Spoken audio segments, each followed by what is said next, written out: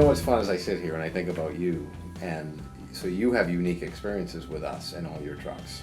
Yes. So, like, I mean, you were in Katrina. Right, yeah. You were down there for how many weeks? We were 103 days that I actually was working in Baton Rouge, and then spent some time in Florida afterwards. So we were down there it was Labor Day till just before Christmas, yeah. So. And you hauled didn't you haul one of those dairy loads from Massachusetts? Yes, I hauled from Portsmouth, New Hampshire to Kentwood, Louisiana, yeah. And you were right in the middle of that whole... Right. The whole procession going south, it was crazy, yeah.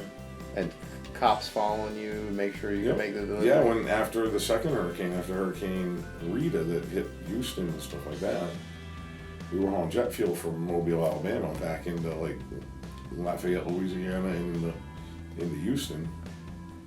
So, you drive across the interstate, and then it'll be lights. You can see, how everywhere you drive in the country, no matter where, you can always see lights. Yeah. And it was like black. It was like driving into a black hole because there was no electricity. And once you got there, they had all the exits shut off so that they didn't have the looting problems like they had in Katrina, stuff like that. And when we got off the highway, actually an armed guard got in the truck with us and went to the airport with us, and they were giving us MREs and stuff, filling our trucks with a bottle of water and stuff because you couldn't get anything. Right. Same thing for Hurricane Sandy. Right. You were, that's right, I forgot about that. Yeah, that taxi company that you serviced? Yes, that was your great. unit. Yeah, that was great. that was a lot. There was a lot of stuff on the news about that because they weren't selling to the public. Right. But no one knew that the owner of it was the largest taxi owner. There was two major taxi companies in New York City, and he was the biggest.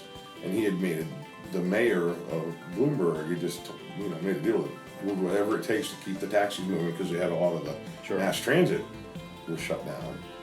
So he's like, you do whatever it takes, and then never made that public. So that guy took a lot of heat with people protesting and stuff, and the news crews were always there. So it was pretty interesting. Yeah, you definitely was. And that's not our normal business, but those are fun. Oh yeah, it was great. I mean, I have someday I'll bring photos in. I got catalog books of photos that I took while I was down south. It's crazy. So day in and day out, aside from the excitement of the once every couple of year stuff, once every once in a while. what's so good about? What do you like about? What keeps you here? Yeah, it's just the job. I mean, it's not. It's one of those. This job, I look at it like this job requires you. There's no room for error. You have to be. It requires perfection. You can't do it and go to a station and not whatever because you make mistakes. It's just it's a tedious job at times because of the traffic and but the job itself, I mean, it's always a challenge because you're different weather, road conditions, just everything. You go to different stations all the time, so we don't always.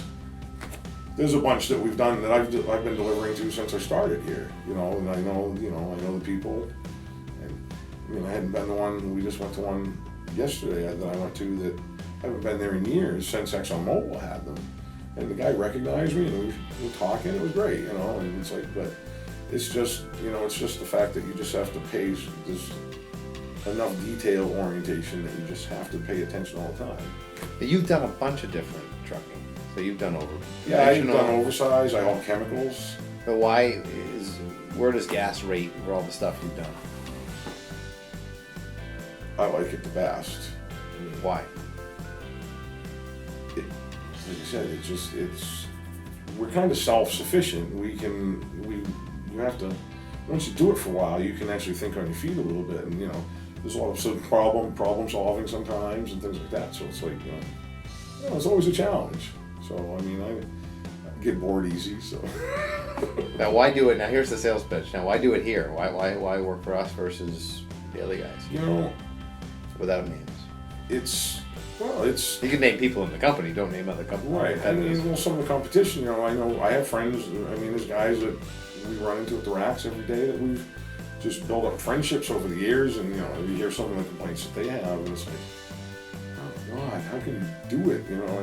Overall, everybody here is good to work for or work with.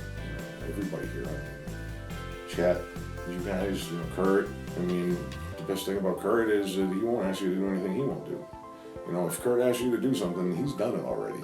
Sure. Probably 100 times, you know. So I mean, and that tends to make someone want to strive a little bit better, because if one of the owners of the company is out every day, you know, snow, whatever, you know, doing that, you know, you kind of, I mean, how can you say I'm not doing it, you know, if he's doing it, you know, and he doesn't have to, you know, and just the people here, they really, I mean, we all know, well, I've known everybody for, you know, 12, 15 years now almost, and, you know, I mean, there's some of my best friendships have come from here, so, you know, it's that type of place, so, yeah.